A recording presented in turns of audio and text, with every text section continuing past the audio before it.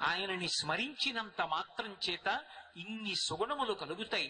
అంత తేలికగా భక్తులకు వశపడేటటువంటి స్వభావం ఉన్నవాడు, ఎన్నో అవతారములు స్వీకరించిన వాడు, ధర్మమునందు పక్షపాతం ఉన్నవాడు, రామనామ సంకీర్తన చేత పరవశించిపోయేవాడు. ఎక్కడైనా రామకథ చెప్తుంటే అందరికన్నా సభలో ముందొచ్చి ఎక్కడో ఒక మూల కూర్చుని నేల చూపులు చూస్తూ కన్నుల వెంట నీరు కారుతుండగా వింటుంటారట. చెప్తున్నవాడికి శక్తి ఉన్నదా లేదా ఆయనకి అవసరం లేదు. కేవలం తన స్వామి కథ వినపడుతోంది చాలు, పరవశంతో వింటారట. ఎక్కడెక్కడ ధర్మాన్ని పాటించే వాళ్ళు ఉన్నారో, ఎక్కడెక్కడ ధర్మమునందు అనురక్తి కలిగిన వాళ్ళు ఉన్నారో, ఎక్కడెక్కడ రామనామం చెప్పే వాళ్ళు ఉన్నారో, ఎక్కడెక్కడ లోకమునకు హితము చెయ్యాలనుకున్న వాళ్ళు ఉన్నారో, ఎక్కడెక్కడ భక్తి ఉన్నదో అక్కడక్కడ స్వామి హనుమ ఉంటారు. ఉండి నిరంతరము లోకాన్ని రక్ష చేస్తూ ఉంటారు, కాపాడుతూ ఉంటారు. అంతటి మహానుభావుడు ఆయన. ఎంతటి మహావిద్వాంసుడు, ఎంతటి జ్ఞానం, అంతటి భక్తుడు. ఆయన లాంటి జ్ఞాని, ఆయన లాంటి భక్తుడు, ఆయన లాంటి బుద్ధివంతుడు, ఆయన లాంటి మనో నిగ్రహం కలిగిన వాడు, ఆయనలా ఇంద్రియములను గెలిచినవాడు లోకమునందు కనపడడు. అందుకే ఆయన పాదములు పట్టుకుంటే ఆ సుగుణములనన్నిటినీ కూడా ఆయన అనుగ్రహిస్తారు. బుద్ధిర్బలం యశో ధైర్యం నిర్భయత్వం అరోగత అజాడ్యం వక్పుటత్వంచ హనుమ స్మరణాత్ భవేత్. మహానుభావుడి గురించి ఒక విషయం చెప్తారు. వైదేహీ సహితం సరోద్రుమతలే హైమే మహామంటపే మధ్యే పుష్పకమాసనే మణిమయే వీరాసనే సుస్థితం అగ్రేవాచయతి ప్రభంజనసుతే తత్వం మునిభ్య పరం వ్యాఖ్యాంతం భరతాదివిపరివృతం రామం భజే శ్యామలం. రామచంద్రమూర్తి ఒక్కొక్క సభలో గురువుగా కూర్చుంటారు. ఆ గురువుగా కూర్చున్నప్పుడు వీరాసనం వేసుకుంటారు. వీరాసనం అంటే కాలు మీద ఇలా కాలు వేసుకుని మోకాల మీద కూర్చుంటారు. కూర్చుని చిన్ముద్ర పట్టి శిష్యులకి వేదాంత పాఠం చెప్తూ ఉంటారు. ఆయన వేదాంత పాఠం చెప్తున్నప్పుడు నిజానికి సభలో భరతుడు ఉన్నాడనుకోండి, యువరాజు. భరతుడు వచ్చి ముందు కూర్చోవాలి, కానీ భరతుడు కూడా ముందు కూర్చోట. ఎవరు కూర్చుంటారు? గురువుగారై రాముడు పాఠం చెప్తుంటే గురుపత్ని అయిన సీతమ్మ కూడా వైదేహీ సహితం ఆవిడెలా కూర్చుంటుంది? నేను రాజపత్నిని అని కూర్చోదుట, వైదేహిని అని కూర్చుంటుందిట. ఏమిటి వైదేహి అంటే? విదేహ వంశమునందు పుట్టాను, ఈ దేహము నేను కాదు, నేను ఆత్మ. అంటే గురువుగారి భార్య గురువుగారు పాఠం చెప్తున్నప్పుడు తాను కూడా గురుపత్ని కూడా అంతే జ్ఞానంతో అదే భావనతో అంత పవిత్రంగా ఉంటుంది అని చెప్పడానికి, జ్ఞానమునందు ఓలలాడుతుందని చెప్పడానికి సీతమ్మ అనకుండా దేహభ్రాంతి లేని వంశము నుండి వచ్చిన తల్లి వైదేహీ సహితం సరోద్రుమతలే హైమే మహామంటపే మధ్యే పుష్పకమాసనే మణిమయే వీరాసనే సుస్థితం.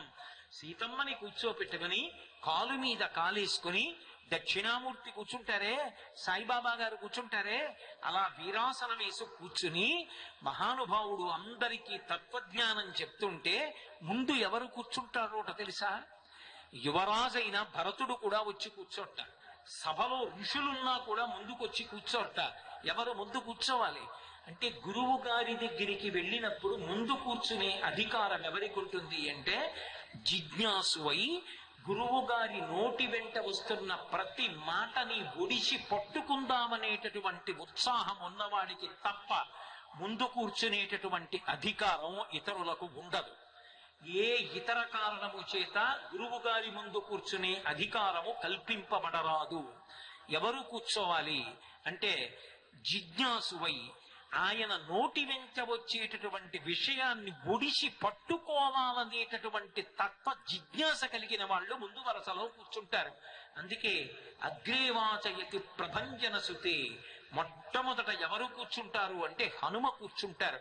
అంటే ఆయన లాంటి జిజ్ఞాసు, ఆయనలా తత్వం తెలుసుకుందామనుకున్నవాడు. అగ్రేవాచయతి ప్రభంజన సుతే తత్వం మునిభ్య పరం వ్యాఖ్యాంతం భరతాదివిపరివృతం రామం భజే శ్యామలం. ఆ సభలో భరతాదులు కూడా ఉన్నారు. యువరాజైన భరతుడు కూడా ముందు కూర్చోడు.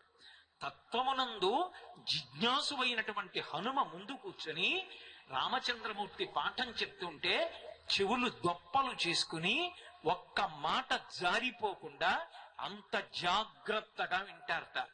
అంతటి గొప్ప శిష్యుడు, అంత గొప్ప భక్తుడు, అంత గొప్ప జ్ఞాని, అంత గొప్ప ధర్మ పక్షపాతి, అంత గొప్ప రామభక్తుడు, అంత మనశ్శుద్ధి కలిగినవాడు, అంతగా ఇంద్రియములను గెలిచినవాడు, అంతటి బుద్ధి విశారదుడు, అంతటి నవవ్యాకరణ పండితుడు, అంతటి గురు శుశ్రూష చేసేవాడు, అంతటి లోకోద్ధార కారకుడు, అంతటి చిరంజీవి, అంతటి భవిష్యత్ బ్రహ్మ, అంతటి బుద్ధి సంపన్నుడు లోకమునందు వేరొకడు ఉండడు.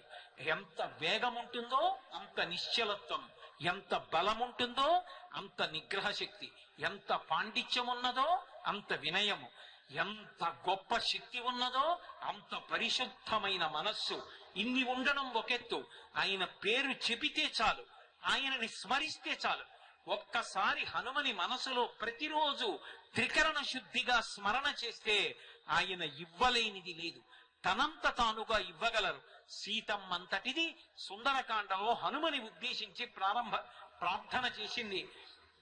అందుకే ఆ తల్లి కూడా హనుమని ఉద్దేశించి హనుమాన్ యత్నమాస్తాయ దుఃఖక్షయకరో భవ, నా దుఃఖము పోవాలి అంటే హనుమా నువ్వు పూనికని పొంది రామచంద్రమూర్తిని నా దగ్గరికి తీసుకురావాలి, నువ్వు మాత్రమే ప్రమాణము, నువ్వే తేగలవని నేను విశ్వసిస్తున్నానని చెప్పింది. అంతటి మహానుభావుడు.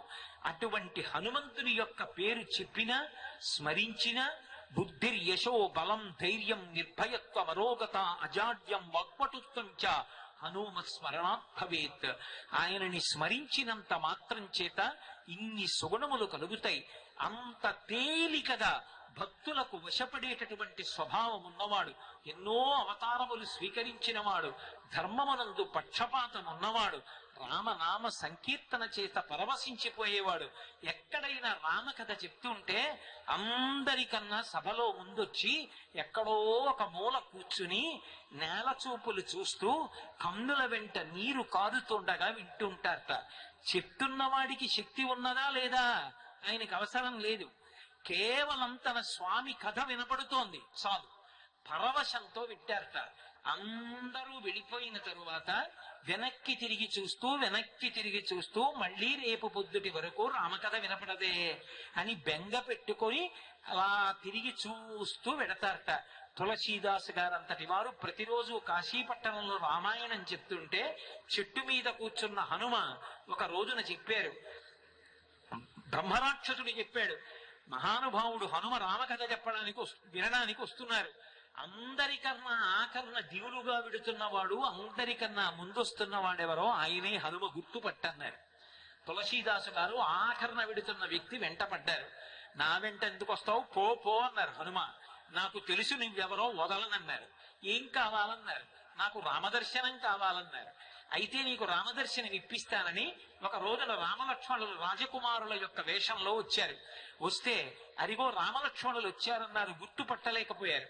ఇంకొకసారి కూడా దర్శనాన్ని విడిచిపెడుతుంటే పంజరంలో చిలకలోకి ప్రవేశించి పాట పాడి తులసీదాస్ గారికి దర్శనం ఇప్పించారు. మహానుభావుడు నమ్ముకున్న వారికి నమ్ముకున్నంత ఎంత మంది జీవితాలలో ఎన్ని పర్యాయాలు కాపాడారు. ఆ తులసీదాస్ గారిని రక్షించిన కారణానికి కదు లోకంలో హనుమాన్ చాలీసా వచ్చింది. మహానుభావుడు నమ్ముకున్న వారికి నమ్ముకున్నంత, ఆయనని నమ్ముకున్న వారికి ఏ లోటు ఉండదు. రామ పాదముల యందు భక్తి కలిగిన వాణ్ణి, రామనామాన్ని పట్టుకున్నవాణ్ణి, ధర్మాన్ని పట్టుకున్నవాణ్ణి ఆయన నిరంతరము కాపాడుతుంటారు. అటువంటి హనుమ యొక్క అనుగ్రహ విశేషంగా మనందరి మనసులలో ఉన్న కల్మషములు తొలగిపోయి మనందరి మనసులు శుద్ధమై లక్ష్యశుద్ధితో మనం మంచి సంకల్పాలు చేసుకుని ఆ మంచి సంకల్పములను సాధించడానికి కావలసినటువంటి కార్యాచరణ చెయ్యగలిగినటువంటి ధృతి, సాత్వికమైనటువంటి పట్టుదల, విహిత కర్మాచరణము చెయ్యగలిగినటువంటి ప్రజ్ఞ, నిషిద్ధ కర్మని భంజించగలిగినటువంటి శక్తి మన యందు ఆయన నిర్హేతుక కృపాకటాక్ష వీక్షణముల చేత విభూతిగా ప్రసరించుగాక అని హనుమత్ సహితుడైనటువంటి సీతారామచంద్ర ప్రభువు యొక్క పాదాల విందములకు సాంజలి బంధకంగా మీ అందరి పలుపున నమస్కరించి ప్రార్థన చేస్తూ, మనోజవం మరుతతుల్య వేగం జితేంద్రియం బుద్ధిమతాం వరిష్టం వాతాత్మజం వానరయూధ ముఖ్యం శ్రీరామదూతం శిరసా నమామి. ఆపదామపహర్తారం దాతారం సర్వసంపదాం లోకాభిరామం శ్రీరామం భూయో భూయో నమామ్యహం. హరి ఓం. పరమేశ్వర స్వరూపైన సభకి నమస్కారం. పరమేశ్వరుడు 84 లక్షల జీవరాశుల్ని సృష్టించాడు అని వేదం. జరాయుజములు, అండజములు, స్వేదజములు, ఉద్భుజములు అని 4 వర్గములుగా ప్రాణి ఉత్పత్తి జరిగింది అంటారు. అందులో జరాయుజములు అంటే మావి చేత పుట్టేవి, అండజములు అంటే గుడ్డు బద్దల కొట్టుకుని అందులోంచి పైకొచ్చేవి, ఉద్భుజములు అంటే భూమిని చీల్చుకుని పైకొచ్చేవి, చెట్లు మొదలైనటువంటివి, స్వేదజములు అంటే చెమటలోంచి పుట్టేవి, పేలు మొదలైనటువంటివి. మళ్ళీ వీటన్నింటిలోకి ఉత్కృష్టమైన జన్మ ఏది అంటే నరజన్మ. మళ్ళీ నరజన్మలో అత్యంత ఉత్కృష్టమైనటువంటి సాధనము శరీరంలో ఏది అంటే కంఠం. ఎందుకనంటే పరమేశ్వరుడు ఒక్క మనుష్యునకు మాత్రమే కంఠంలో స్వరపేటికను ఉంచాడు. ఆ స్వరపేటికని ఉంచినటువంటి కారణం చేత మాట్లాడగలిగినటువంటి శక్తి మనుష్యునకు ఉన్నది. కేవలము మాట చేత అవతల వాళ్లకున్నటువంటి కష్టాన్ని పోగొట్టచ్చు. కేవలం మాట చేత నిరుత్సాహంతో కింద పడిపోయి ఉన్నటువంటి వాడు మళ్ళీ ఉత్సాహం పొందేటట్టుగా చేయొచ్చు.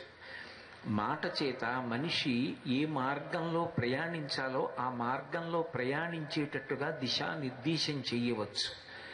మాట చేత మనిషి మనసు నొచ్చుకుని బ్రతుకుదామనుకున్నవాడు చచ్చిపోయేటంత కష్టాన్ని కూడా కల్పించవచ్చు. ఒకసారి శరీరాన్ని ఒక కర్ర పెట్టి కొడితే తగిలినటువంటి దెబ్బ కాలగతిలో కొన్నాళ్లకి మాన్పు పట్టవచ్చు. కానీ మనసు గాయపడేటట్టుగా ఒక మాట మాట్లాడితే ఆ మాట వలన పొందినటువంటి కష్టం, ఆ మాట వలన పొందినటువంటి బాధ జీవితాంతం ఆ వ్యక్తిని వెంట తరుగుతూనే ఉంటుంది. అందుకే పరమేశ్వరుడు ఇచ్చినటువంటి ఆ గొప్ప అనుగ్రహాన్ని, ఆ స్వరపీఠికని ఎవడు జాగ్రత్తగా వాడుకుంటాడో వాడు ధన్యుడు. అందుకే వాక్కు ఇవ్వడమే కాదు, ఆ వాక్కుని ఉపయోగించడం విషయంలో శాస్త్రం అన్ని నియమాలు విధించింది. సత్యం బ్రూయాత్, ప్రియం బ్రూయాత్, న బ్రూయాత్ సత్యమప్రియం, ప్రియంచనానృతం బ్రూయాత్, సత్యమే పలుకు. ప్రియం బ్రూయాత్, నాకు సత్యం తెలుసు, నేను సత్యం చెప్తున్నాను కదా అని అవతల వాళ్ళ మనసు కష్టపడేటట్టుగా, అవతల వాళ్ళు తలపెట్టినటువంటి కార్యము భంగమైపోయేటట్టుగా తొందరపడి ఇన్నాళ్లకి నాకు సత్యం చెప్పే అవకాశం వచ్చిందని చెప్పే ప్రయత్నం చెయ్యకు. ఆయన ఏదో యజ్ఞం చేస్తున్నాడు, పూర్ణాహుతి దాకా వెళ్ళాడు. ఆయనకి సంబంధించినటువంటి బంధువు ఎవరో రక్త సంబంధీకుడు శరీరం విడిచిపెట్టాడు. ఇన్నాళ్లకి నాకు సత్యం చెప్పే అవకాశం వచ్చిందని ఆయన మనసు నిలబడకుండా తొందరగా వెళ్ళి అప్రియమైన ఆ మాట చెప్పడానికి ఉత్సాహం చూపించకు. సత్యం బ్రూయాత్, ప్రియం బ్రూయాత్, న బ్రూయాత్ సత్యమప్రియం, ప్రియంచ నానృతం బ్రూయాత్. అవతల వాడికి ప్రియంగా ఉంటుంది కదా అని అబద్ధాలు మాట్లాడకు. సత్యము మాట్లాడు, మధురంగా మాట్లాడు. దేన్ని సరిగ్గా వాడుకున్నా వాడుకోకపోయినా మనిషి తన కంఠాన్ని సక్రమంగా వినియోగించుకోగలిగితే, మాట సక్రమంగా వినియోగించుకోగలిగితే సమాజంలో అందరికీ శాంతిని ఇవ్వగలడు. 2, ఆ మాట చేత పరమేశ్వరుణ్ణి చేరుకోగలడు. ఎప్పుడూ రామనామం పలికే అలవాటు ఉందనుకోండి, ఎప్పుడూ ఏదో భగవత్పరంగా ఒక పద్యమో శ్లోకమో చదువుకునేటటువంటి అలవాటు ఉందనుకోండి, అటువంటి వ్యక్తి తన యొక్క భగవన్నామ స్మరణ చేత పాపములను ధ్వంసం చేసుకుని పరమేశ్వరుణ్ణి చేరుకుంటాడు అనేటటువంటిది ప్రత్యేకించి కలియుగంలో నిస్సందేహమైనటువంటి విషయం. పోతన గారు భాగవతంలో ఒక మాట అంటారు, హరినామస్తుతి చేయు కావ్యము సువర్ణాంభోజి హంసావళి సురుచిభ్రాచితమై మానస సరస్ఫూర్తిందిలుంగొందు. హరినామస్తుతి లేని కావ్యము విచిత్రార్థాన్వితంబయ్యు శ్రీకరమయ్యుండ దయోగ్య దుర్మదన తాకోల కర్తాకృతిన్ అంటారు. ఎంత గొప్ప కవిత్వమైనా కావచ్చు, అందులో భగవత్ శబ్దం లేనప్పుడు, భగవన్నామము కీర్తింపబడినప్పుడు, భగవత్ కథ చెప్పనప్పుడు, మనిషి మనిషిగా బ్రతకడానికి కావలసినటువంటి సందేశాన్ని అందులో ఇవ్వనప్పుడు, మనిషిని మరింత ఉన్నత పథంలో ప్రయాణించడానికి వీలుగా అతనిలోని అజ్ఞానాన్ని దహింపచేయగలిగినటువంటి సందేశాన్ని ప్రతిపాదించలేనప్పుడు, ఆ వాక్కులు ఎంత గొప్ప పద గుంభనంతో ఉన్నప్పటికీ విచిత్రార్థాన్వితంబయ్యు, ఎంత విచిత్రమైనటువంటి అర్థాన్ని ప్రతిపాదించినప్పటికీ అవి పిండాలు పెట్టేటటువంటి రేవుకి కాకులు ఎలా వెడతాయో అటువంటి రేవులలా ఉంటాయి తప్ప హంసలు తిరిగేటటువంటి మానస సరోవరంలా మాత్రం తయారు కాలేవు. హంసలు ఎప్పుడూ మానస సరోవరానికి ఎడతాయి.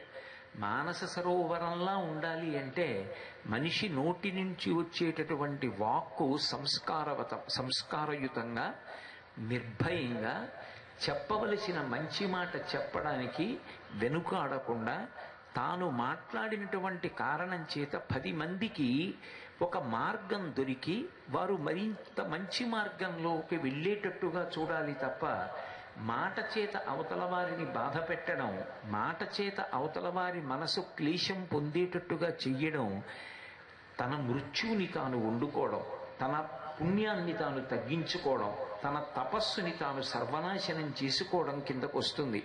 అందుకే కర్కశమైనటువంటి మాటలు ఏవి చూస్తే వింటే అలవాటు పడతాయో అటువంటివి చూడడం, అటువంటివి వినడం తగ్గించుకోవాలి. ఏవి వింటే వాక్కు పరిశుద్ధమవుతుందో, ఏవి వింటే మన వాక్కు కూడా సరళంగా ఉంటుందో, 10 మందికి శాంతినిచ్చేటట్టుగా ఉంటుందో అటువంటి వాక్కులు పలకడం ప్రయత్నపూర్వకంగా అలవాటు చేసుకోవాలి. మీరు చూడండి, శ్రీరామాయణంలో బ్రతకాలి అని అనుకున్నటువంటి సీతమ్మ దగ్గరికి ప్రతిరోజు వెళ్ళి ఏ మాటలు మాట్లాడకూడదో అటువంటి మాటలు రావణాసురుడు అదే పనిగా మాట్లాడినటువంటి కారణం చేత ఆమె చనిపోవాలని నిర్ణయం తీసుకుంది. అదే తల్లి చనిపోవాలని అనుకున్నప్పుడు స్వామి హనుమ తన మాటల చేత ఊరడించి మళ్ళీ ఆమె బ్రతికేటట్టుగా చేశారు. అంటే ఒక మనిషిలో ఉత్సాహాన్ని నింపడం, ఒక మనిషిలో నైరాస్యాన్ని పోగొట్టడం, ఒక మనిషి అభివృద్ధి పదంలో ప్రయాణించేటట్టుగా చేయగలగడం వాక్కు ద్వారా సాధ్యం. అటువంటి వాక్కు భగవంతుడు కేవలం మనుష్యుడికే ఇచ్చాడు. రామా రామా రామా అందామన్నా 83,99,999 ప్రాణులకు ఆ అధికారం లేదు. ఈ 3 రోజుల ప్రవచనం విని ఈ ప్రాంగణంలోనే ఉన్నటువంటి ఒక కుక్క ఒకవేళ గత జన్మ సంస్కారం చేత శ్రీరామనామం పలుకుదామని సంకల్పం చేసినా దానికి పలకగలిగినటువంటి అదృష్టం లేదు. పలకగలిగినటువంటి వాడెవరు అంటే మనుష్యుడొక్కడే.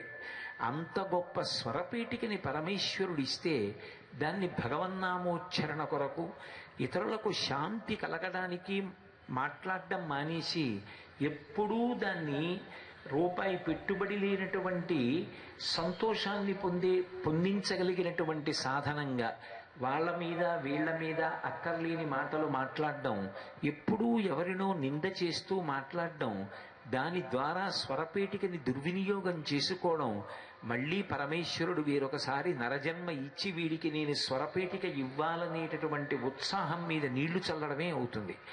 దాని వలన తన యొక్క జన్మ పరంపరని తాను పాడు చేసుకున్నవాడు అవుతాడు. అందుకే మీరు ఒక కోణంలో ఆలోచన చేస్తే అసలు శ్రీరామాయణం అంతా వాగ్వైభవమే. స్వామి హనుమ వాయుపుత్రుడు. వాయుపుత్రుడు అన్న మాటకు అర్థం వాయువు యొక్క పుత్రుడెవరు అంటే శబ్దము. ఎందుచేత అంటే నేను మాట్లాడాలనుకోండి, ఊపిరి తీయాలి. ఊపిరి ఏది? వాయువు. నేను లోపలికి ఊపిరి పీలిస్తే పీల్చినటువంటి ఊపిరిని మళ్ళీ విడిచిపెట్టేటప్పుడు వాక్కుగా మారుస్తాను. లోపలికి ఊపిరి పీల్చకుండా పీలుస్తూ మాట్లాడండి అన్నారనుకోండి, అది సంభవం కాదు. ఊపిరి తీస్తూ మాట్లాడలేను. తీసిన ఊపిరి విడిచిపెట్టేటప్పుడు ఊపిరిని వాక్కుగా వేయించేస్తాను. కాబట్టి వాయువునకు పుత్రుడెవరు అంటే వాక్కు. ఆ వాక్కు అగ్ని, దాహక శక్తితో ఉంటుంది.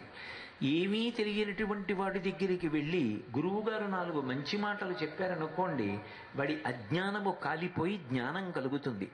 అగ్ని బాహ్యంలో వస్తువుని ఎలా దహిస్తుందో అలాగే వాక్కు అజ్ఞానాన్ని దహించేస్తుంది. వాక్కు మనిషిని మంచి మార్గంలో ప్రయాణించేటట్టుగా చేస్తుంది. అంత గొప్ప వాక్కు కలిగినటువంటి వారు వాక్యజ్ఞుడు, వాక్య విశారదుడు స్వామి హనుమ. అందుకే సూర్యభగవానుడు స్వామి హనుమకి గురుత్వం వహించినప్పుడు ఆయన ఒక ప్రతిజ్ఞ చేశారు. నేను నా శిష్యుణ్ణి గొప్ప వాంగ్మిగా తయారు చేస్తాను. ఏన వాంగ్మి భవిష్యతి. ఆయనతో సమానంగా మాట్లాడగలిగినటువంటి వాడు ఉండడు. ఆయన మాట్లాడితే ఎప్పుడూ అవతలవాడికి ఏదో ప్రయోజనం కలుగుతుంది తప్ప అసలు ఆ వాక్కుల వలన అవతలవాడు పతనమయ్యేటటువంటి అవస్థ ఆయన కల్పించరు. అందుకే ఎవరు స్వామి హనుమ పాదములు పట్టుకుంటారో, ఎవరు స్వామి హనుమని ఉపాసన చేస్తారో, హనుమద్ విజయాన్ని ఆ కోణంలో పరిశీలించి జీవితంలోకి అన్వయం చేసుకుని ఆయన అనుగ్రహంగా ఆయన ఇచ్చినటువంటి విభూతిని అనుష్ఠాన పర్యంతంలోకి తెచ్చుకునేటటువంటి ప్రయత్నం చేస్తారో అటువంటి వారి యొక్క వాక్కులు సందేశాత్మకములై అవి దేశకాలములతో సంబంధం లేకుండా ఎప్పటికీ మనుష్య జాతిని మంచి మార్గంలో నడిపించగలిగినటువంటి దక్షతని పొందగలిగినవై ఉంటాయి. అందుకే హనుమ ఒక్కొక్క సందర్భంలో మాట్లాడినటువంటి మాట ఒక్కొక్క విశేషాన్ని సంతరించుకుంటుంది. అసలు మనిషి ఎలా మాట్లాడాలి, వాక్కుని ఎలా సద్వినియోగం చేసుకోవాలి అంటే శ్రీరామాయణంలో స్వామి హనుమ ఎన్ని సందర్భాలలో మాట్లాడారో పరిశీలిస్తే ఒక్కొక్క సందర్భంలో ఆయన మాట్లాడినటువంటి మాటలలో ఒక్కొక్క విశేషం కనపడుతుంది. మీకు నేను ఒక ఉదాహరణ చూపించాలి అంటే, స్వామి మొట్టమొదట రామాయణంలో దర్శనం ఎక్కడ అంటే కిష్కింధకాండలో కనపడతారు. బాలకాండలో హనుమ యొక్క స్పర్శ లేదు, అయోధ్యకాండలో లేదు, అరణ్యకాండలో లేదు, కిష్కింధకాండలో కనపడతారు. కిష్కింధకాండ ప్రారంభంలోనే రామలక్ష్మణులు ఇద్దరూ కూడా ఋష్యమూక పర్వతం దగ్గర బయలుదేరి నడుస్తూ మాట్లాడుకుంటూ వెడుతున్నటువంటి సందర్భంలో మొట్టమొదట సుగ్రీవుడు చూస్తాడు. ఆయనకి ఎప్పుడూ భయం. వాలి సుగ్రీవుడి కన్నా కొన్ని రెట్లు బలవంతుడు. ఆ వాలి సుగ్రీవుణ్ణి మట్టు పెట్టాలని ప్రయత్నం చేస్తున్నాడు. ఋషి యొక్క శాపకారణం చేత వాలి రాలేడు కనుక సుగ్రీవుడు ఎప్పుడూ మలయ పర్వతం మీద ఉంటాడు. కానీ రామలక్ష్మణులు ఇద్దరి యొక్క తేజస్సు చూశాడు. వాళ్ళ తేజస్సు చూడగానే ఆయనకు అనుమానం వచ్చింది. బహుశः వాలి తనంత తాను ఈ పర్వతం మీదకి రాలేడు కనుక నన్ను చంపడం కోసం ఎవరో ఇద్దరు రాజకుమారుల్ని నియోగించాడు. వాళ్ళ తేజస్సు చూస్తేనే భయమేస్తోంది. కాబట్టి వాళ్ళు నన్ను మట్టు పెట్టడానికే వచ్చి ఉంటారు. ఎప్పుడైతే పిరిగితనం కలిగిందో, ఎప్పుడైతే మనిషిలో భయం ఏర్పడిందో అది వెంటనే మంచి ఆలోచన యొక్క గొంతు నొక్కేస్తుంది. ఒకసారి శోకం అన్నది లోపల నుంచి వచ్చిందనుకోండి, భయం వచ్చిందనుకోండి, ఆందోళన వచ్చిందనుకోండి, ఇక ఆలోచన రాదు. సదాలోచన రాకుండా ఎప్పుడూ ఏదో భయంతో కూడుకున్న ఆలోచనలు వచ్చేస్తాయి. దానివల్ల అస్థిమితం ఏర్పడుతుంది. శోకో నాశయితే సర్వం, శోకో నాశయితే శృతం. అది విన్నదాన్ని మరిచిపోయేటట్టుగా చేస్తుంది. అన్నిటికన్నా ప్రబల శత్రువెవరు అంటే శోకమే. అటువంటి భయానికి గురైపోయాడు. గురైపోయి ఉన్న చోట ఉండకుండా ఒక శిఖరం మించి ఒక శిఖరం మీదకి, చెట్టు మించి చెట్టు మీదకి, పెద్ద పులులు ఇతర క్రూర మృగాలు కూడా భయపడిపోయేటటువంటి రీతిలో ఆ పళ్ళన్నీ రాల్చేస్తూ, పువ్వులు రాల్చేస్తూ, చెట్ల కొమ్మల మించి కొమ్మల మీదకి దూకుతూ ఆ శిఖరముల మీద తిరుగుతున్నాడు. ఆయనతో పాటు ఉన్నటువంటి 4 మంత్రులు కూడా ఆయనతో పాటే దూకుతూ అటు ఇటు పారిపోతున్నారు. ఎందుకని అంటే ఏమో ఏ శిఖరం మీద నిలబడితే గురి చూసి బాణప్రయోగం చేసి కొట్టి చంపేస్తాడో అందుకని ఒక చోట ఉండకుండా దూకి అటు ఇటు వెళ్ళిపోతున్నాడు. వెళ్ళిపోతున్నప్పుడు మొట్టమొదట స్వామి హనుమ మాట్లాడడం ప్రారంభం చేస్తారు. అసలు నువ్వు దేనికి భయపడుతున్నావు? ఎందుకు ఇలా దూకుతున్నావు? ఎందుకు శిఖరం ఇచ్చి శిఖరం మీద గడుతున్నావు?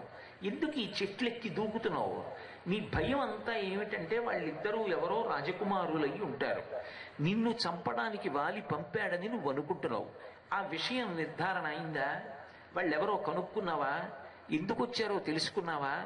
ఏమీ తెలుసుకోకుండా, ఏమీ కనుక్కోకుండా, ఏమీ నిర్ధారణ కాకుండా ముందే నువ్వు భయపడిపోయి అనాలోచితమైనటువంటి చర్యలు చేసి ఈ పిరికితనం ఏమిటి?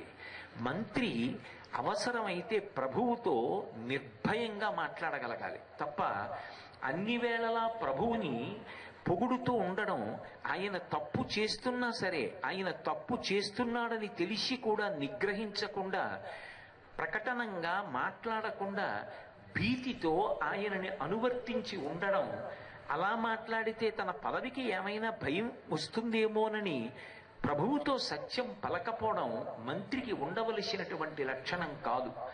మంత్రి నిర్భయంగా రాజుతో మాట్లాడాలి. అందుకే స్వామి హనుమ నిలదీసి మాట్లాడతారు. అహో శాఖాం మృగత్వంతే వ్యక్తమేవ ప్లవంగమ లఘుచిత్తకమాత్మానం నస్థాపయసి యోమత అంటారు. నువ్వు నీ శరీరానికి సంబంధించినటువంటి వానర బుద్ధి బయట పెట్టుకుంటున్నావు. ఏమిటి గంతులు, ఏమిటి దూకడం, ఏమిటి పర్వత శిఖరాల మీద ఎగరడం, ఏమిటి పిరికితనం? అసలు ఎవరో కనుక్కోవా? ఇటువంటి వాడివి నువ్వు రాజుగలా అవుతావు. నువ్వు నీ కింద పరిపాలింపబడేటటువంటి వాళ్ళని ఎలా రక్షిస్తావు? నీకే స్థిమితం లేదు. చిన్న సంఘటన ఏదైనా జరిగినా, ఏదైనా ఒక విషయం కనపడినా నువ్వే విచలితుడు అయిపోతావు, నువ్వే భయపడిపోతావు. ఎందుకు ఈ పరుగు? స్థిమితంగా నిలబడి మాట్లాడు ముందు. నిజంగా ఎంత ధైర్యంగా, ఎప్పుడు ఏ సందర్భంలో ఎవరితో ఎలా మాట్లాడి మార్గదర్శనం చెయ్యాలో అలా మాట్లాడతారు. ఒక్కొక్కసారి మాట్లాడేటప్పుడు పరమ మర్యాదగా మాట్లాడటం కుదరదు. తండ్రి గారే నూతిలో పడిపోయాడు చూసుకోకుండా. తండ్రి గారు కదా, మహానుభావుడు కదా, ఆయన నూతిలో పడిపోతే పరమ మర్యాదతో గౌరవంతో ప్రవర్తించాలి తప్ప ఆయన్ని మనం ఎలా పడితే అలా ముట్టుకుని, ఎలా పడితే అలా ప్రయత్నించకూడదని చూడకూడదు. అవసరమైతే నలుగురు దూకి ఈతరాని తండ్రిని పైకెత్తేటప్పుడు కాళ్లతో పైకెత్తుతారు, చేతులతో పైకెత్తుతారు. పట్టుకోవయా గట్టిగా ముందు జారిపోతావు, ఏమిటా భయం అని చెప్పి ఆ చుట్టూ ఉన్న వాళ్ళు ఏకవచన ప్రయోగమైన చేసి ముందు పైకి లాగేస్తారు. రక్షించడం ప్రధానం తప్ప రక్షించేటప్పుడు మళ్ళీ అయ్యో అలా చేస్తే బాగుంటుందా అండి, ఆయన గౌరవనీయుడు కదా అండి, ఆయన్ని పైకెత్తితే ఓ కుర్చీలో కూర్చోబెట్టి పైకెత్తాలి కానీ అలా మోకాళ్లతోటి కాళ్లతోటి ఎత్తచ్చా అండి, తన్నినట్టు అవుతుంది కదా అండి అన్నప్పుడు అక్కర్లేదంతా మీరు పట్టించుకున్నారనుకోండి, అవతల వాడికి ప్రయోజనం సాధించడం సాధ్యం కాదు. ముందు రక్షించడం ప్రధానమైనప్పుడు ఎలాగో అలా రక్షించాలి. ఆయన పడుకున్నాడు, గదిలో అగ్నిహోత్రం అంటుకుంది, తటాలుడ లేచాడు, గడపంతా కూడా మంట రగులుతోంది. ఎలాగో అలా కంఠం పట్టుకునైనా ముందు చటుక్కున బయటికి ఈడ్చేయాలి. అంతేకాని ఆయన చొక్కా పట్టుకుంటే బాగుంటుందా, ఆయన్ని బయటికి ఇచ్చేస్తే బాగుంటుందా అని గౌరవం ప్రకటించి అయ్యో తమరి పట్ల మేము అలా ప్రవర్తించకూడదంటే కాలి బుగ్గైపోతాడు. ఒక్కొక్కసారి మాట కటువుగా ఉన్నట్టుగా ఉంటుంది, అది కటువుతనం కాదు. ఆ సందర్భం మనకు అలా మాట్లాడాలి, లేకపోతే నిలబడడు. అది హే మహారాజా మీ అంతటి విద్వాంసులున్నారా, మీరు సమస్తము తెలిసిన్నవారు అని ఉపోద్ఘాతాలు మొదలు పెడితే అసలు ఆ తర్వాత వినే మాట కూడా వినడం. అందుకే ప్రారంభమే అహో శాఖాం మృగత్వంతే వ్యక్తమేవ ప్లవంగమ. ఏమిటి వానర బుద్ధి బయటకు తెచ్చుకుని పిచ్చి గంతులు, నిలబడి గొంతు.